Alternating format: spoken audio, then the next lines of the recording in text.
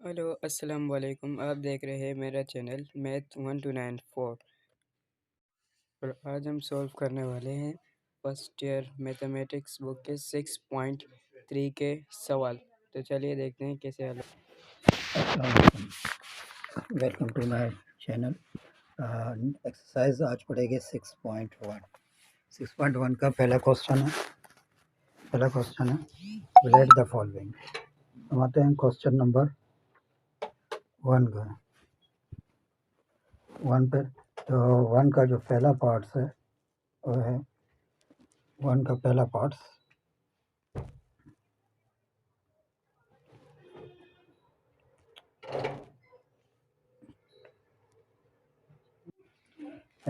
है 4 फैक्टोरियल।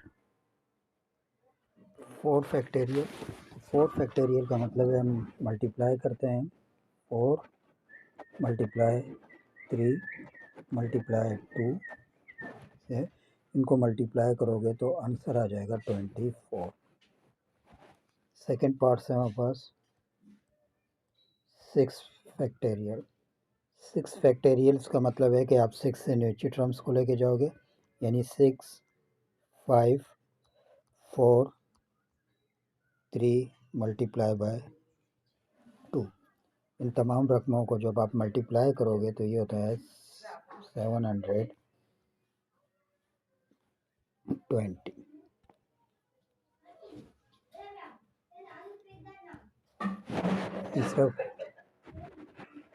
तीसरा क्वेश्चन है हमारे पास 8 फैक्टोरियल अपॉन 5 फैक्टोरियल। तो हम पहले 8 फैक्टोरियल को लेके चलते हैं। 8 multiply by 7 multiply by 6 multiply by 5 factorial और नीचे है 5 फैक्टोरियल।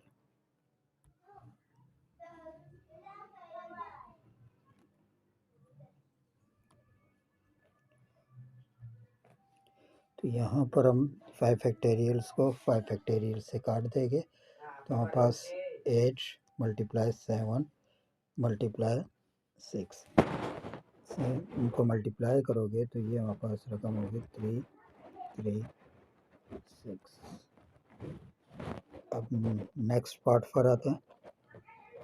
नेक्स्ट पार्ट है हमारे पास क्वेश्चन नंबर 1 का 4 पार्ट्स, यानी 10 फैक्टोरियल डिवाइड बाय 7 फैक्टोरियल। 10 को हम चलाते हैं तो ये हमारे पास 10 मल्टीप्लाई 9 मल्टीप्लाई 8 मल्टीप्लाई 7 फैक्टोरियल।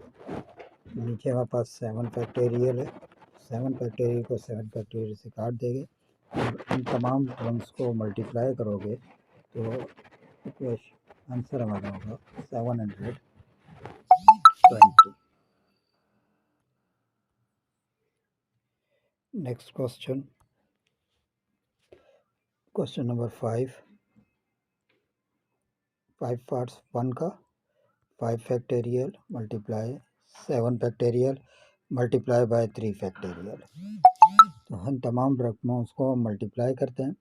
पहले हम मल्टीप्लाई 5 फैक्टोरियल यानी 5 multiply by 4 multiply 3 multiply 2 multiply, इसी तरह हम 7 को भी ओपन कर लेते हैं।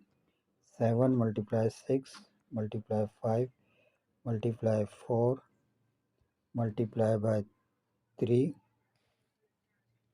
मल्टीप्लाई बाय 2 और फिर 3 फैक्टोरियल तो होगा 3 मल्टीप्लाई 2। इन तमाम रकमों को जब आप मल्टीप्लाई करोगे तो आंसर हमारे पास हो जाएगा 3 6 2 8 8 00। ये हमारे पास चौथा पार्ट्स है। अब हम आते हैं 5वें पार्ट्स की तरफ। Question number 6 parts. Question number 1 का 6 पार्ट है 10 factorial divide by 10 factorial divide by 8 factorial plus 5 factorial.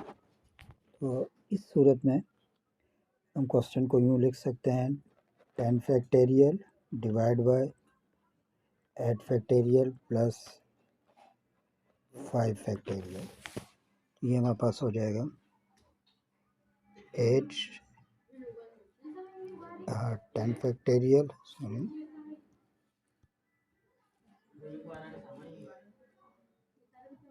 10 multiply 9 multiply 8 factorial. अब यहाँ पे 8 फैक्टोरियल प्लस 5 8 फैक्टोरियल 8 फैक्टोरियल से कट गया तो ये 90 प्लस 5 तो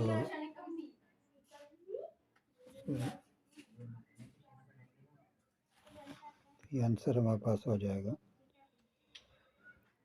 आंसर हमारे पास 95 10 फैक्टोरियल 8 फैक्टोरियल तो ये हमारे पास 95 आंसर। सॉरी 5 फैक्टोरियल 5 फैक्टोरियल का मतलब है यहाँ पर जो है 5 फैक्टोरियल है तो इसका मतलब है 5 मल्टीप्लाई 4 मल्टीप्लाई 3 मल्टीप्लाई 2 तो ये हो जाएगा 90 प्लस 120 तो ये टोटल रकम हो जाएगी 210। ये हमारा आंसर है 210। अब next question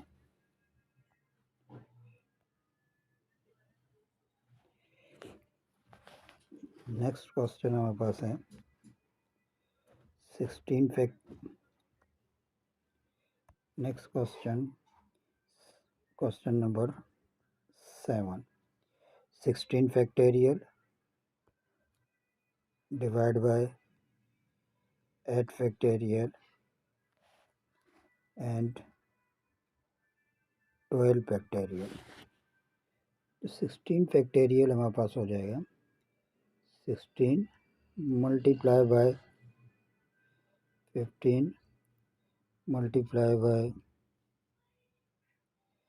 14 multiply by 13 multiply by 12 factorial. इसको डिवाइडेड करते हैं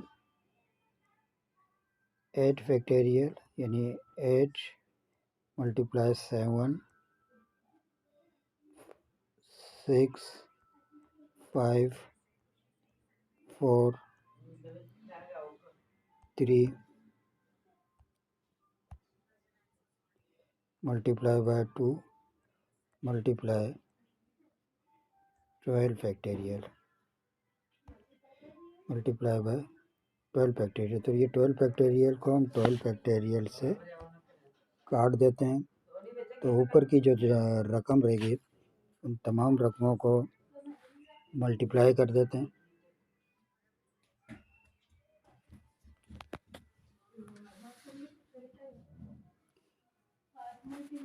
मल्टीप्लाई करोगे तो ये हमारे पास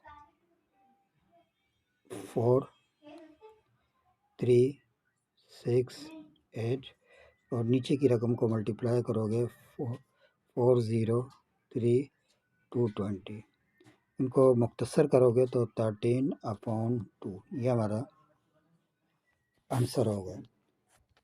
तो अब नेक्स्ट क्वेश्चन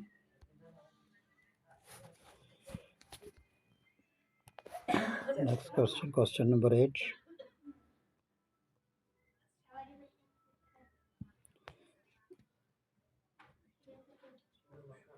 9 का स्क्वायर 9 फैक्टोरियल का स्क्वायर अपॉन 5 फैक्टोरियल्स का क्यूब मल्टीप्लाई बाय 7 फैक्टोरियल। तो 9 फैक्टोरियल्स का मतलब है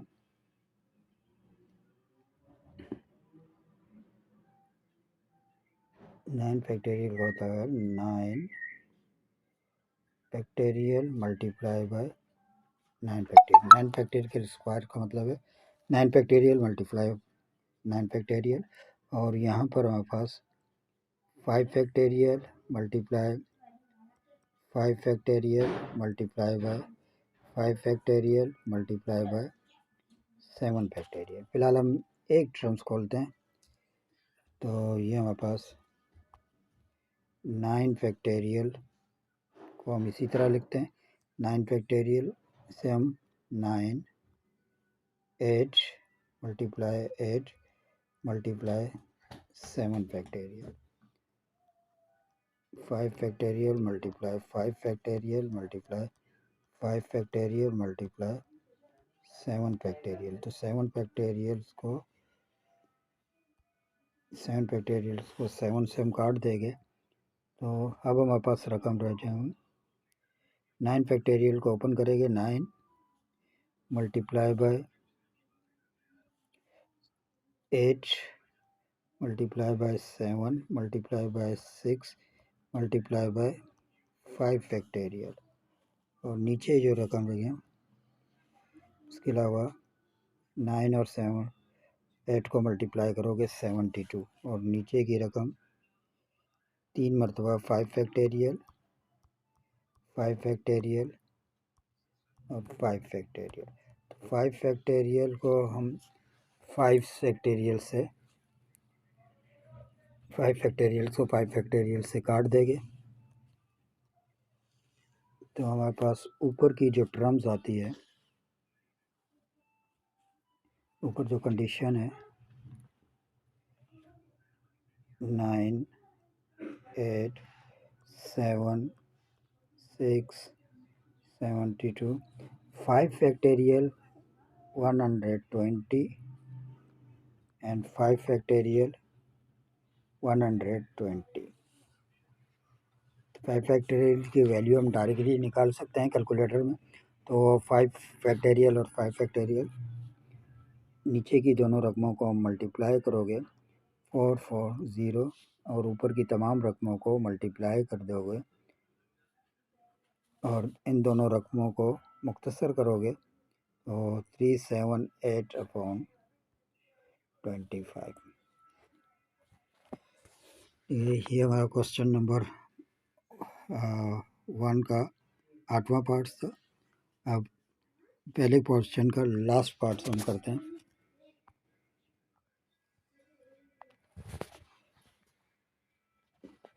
पहले क्वेश्चन का लास्ट पार्ट्स पर हम आते हैं। तो लास्ट पार्ट से हमारे पास क्वेश्चन 9वां पार्ट्स हैं। 9 फैक्टेरियल अब 2 फैक्टेरियल multiply 9 minus 2 फैक्टेरियल।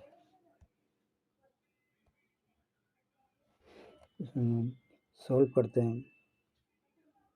9 फैक्टेरियल divide bye 2 फैक्टेरियल multiply by 7 फैक्टेरियल।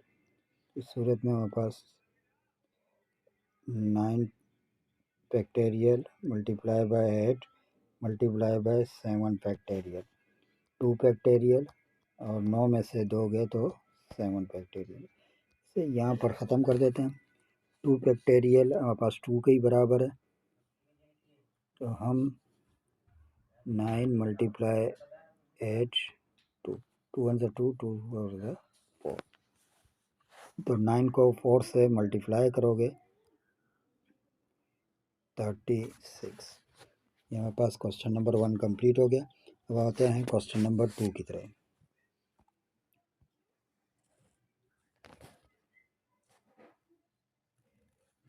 चलिए, क्वेश्चन नंबर 2 है हमारे पास। Write the following in the fraction form. Questions को हम फ्रैक्शन फॉर्म में लिखते हैं। तो फ्रैक्शन फॉर्म में लिखेंगे। फर्स्ट क्वेश्चन है हमारे पास क्वेश्चन नंबर 2 का फर्स्ट पार्ट 6.5.4। इनको हम मल्टीप्लाई एंड डिवाइडेड बाय 3 फैक्टेरियल करते हैं।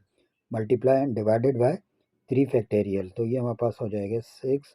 आप यहाँ पर जुमला लिखोगे मल्टीप्लाई एंड डिवाइडेड बाय 3 फैक्टेरियल, तो ये हमारे पास हो जाएगा 3 फैक्टेरियल अपॉन 3 फैक्टेरियल। ऊपर जो रकम हमारे पास चली है 6 5 4 3 फैक्टेरियल अपॉन 3 फैक्टेरियल। वो जो टर्म चल रही है क्योंकि 6 से कम होती हुई 3 फैक्टेरियल पे गई तो ऊपर की रकम इक्वल हो जाएगी 6 फैक्टेरियल की, नीचे जो रकम है वो 3 फैक्टेरियल के बराबर है। यही हमारा आंसर है।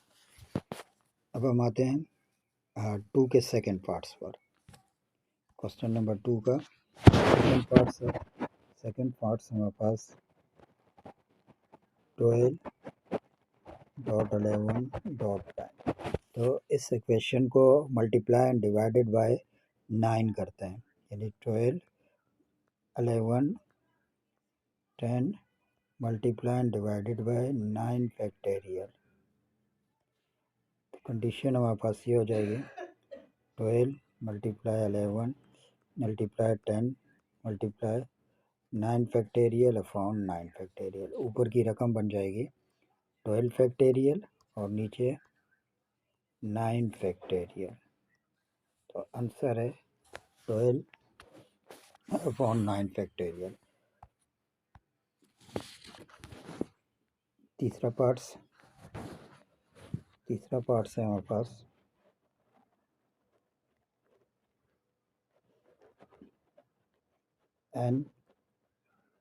n plus 1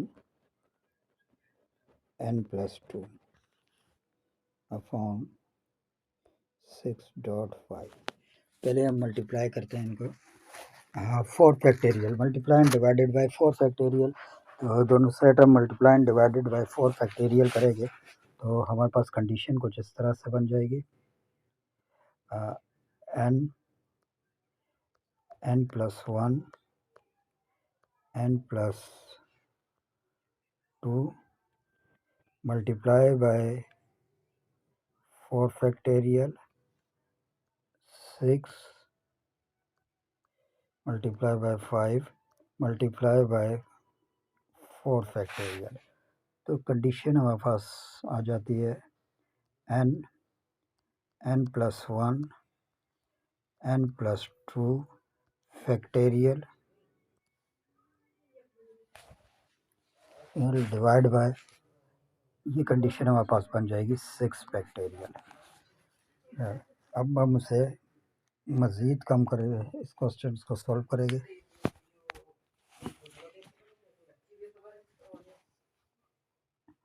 multiply and divided by multiply and divided by n minus 1 फैक्टेरियल। तो इस ऊपर वाली टर्म्स को हम इस कंडीशन में लिख लेते हैं।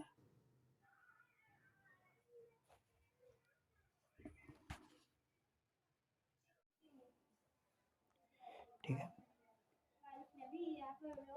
क्वेश्चन नंबर 6 फैक्टेरियल और यहाँ पर हमारे पास है 4 फैक्टेरियल। इस इक्वेशन को अगेन हम multiply and divided by n minus 1 factorial से मल्टीप्लाई एंड डिवाइडेड कर लेते हैं। तो n कंडीशन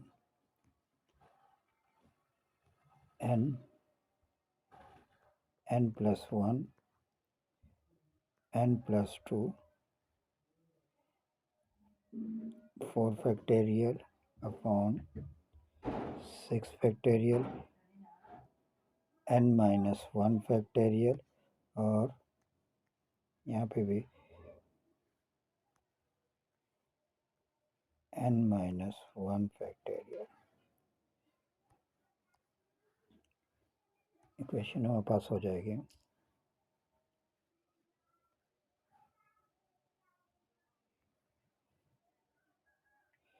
ये हमारे पास पूरी कंडीशन हो जाएगी n plus 2 factorial upon 6 factorial n minus 1 factorial और यहाँ पर है हमारे पास 4 फैक्टेरियल। ये हमारा आंसर है। Next question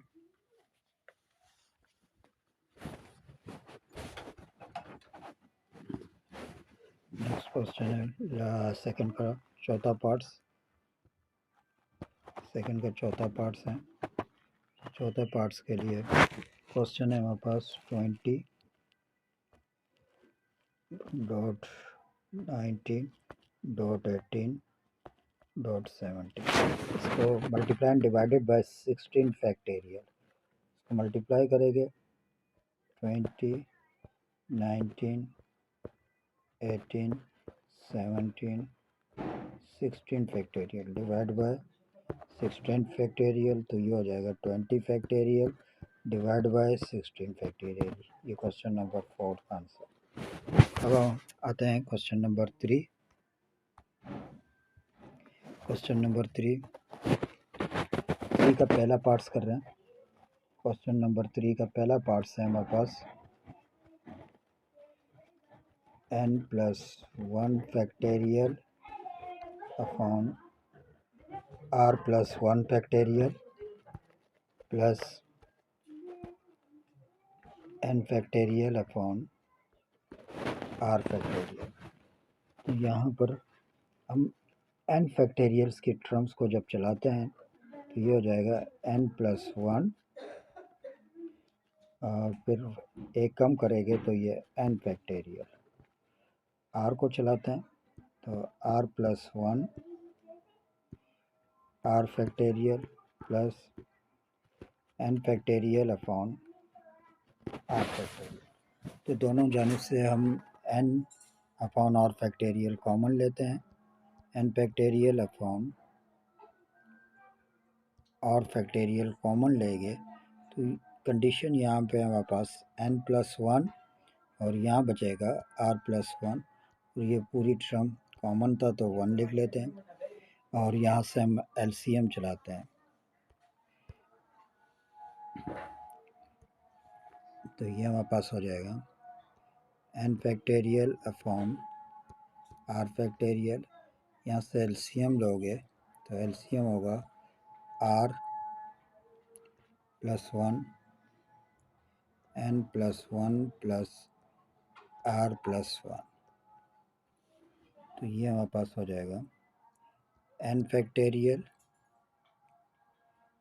n plus r plus 2 और नीचे हमारे पास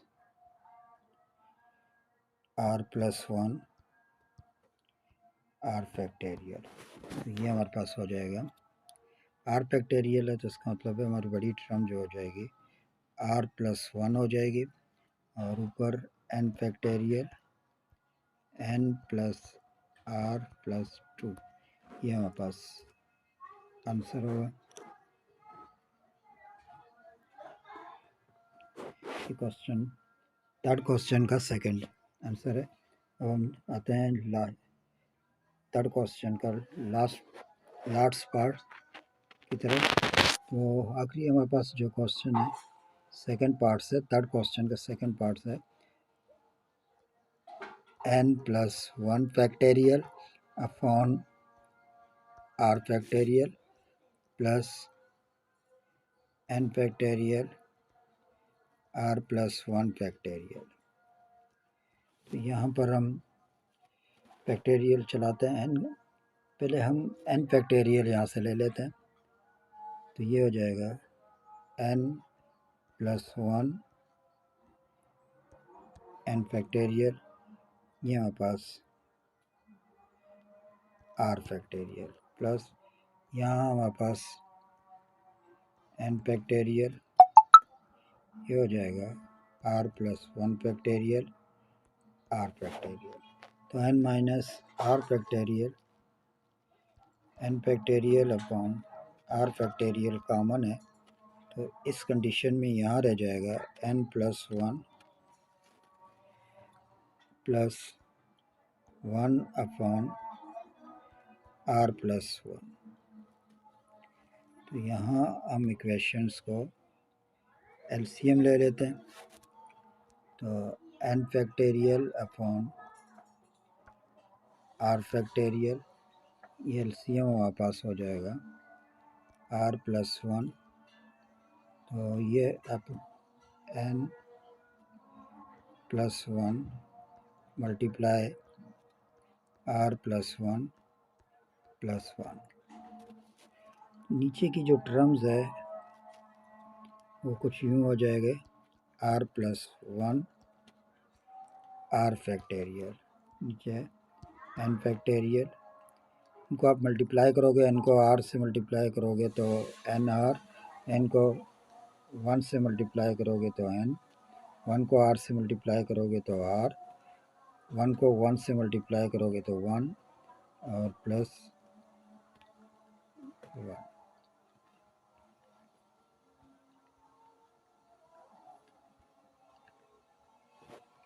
तो ऊपर हमारे पास कंडीशन रह जाएगी n फैक्टेरियल n r plus n plus r, 1 और 1 ये दोनों जमा हो जाएंगे तो ये हो जाएगा 2, और नीचे हमारे पास कंडीशन बन गया r प्लस वन। ये हमारे पास रिक्वायर्ड आंसर है हमारे पास।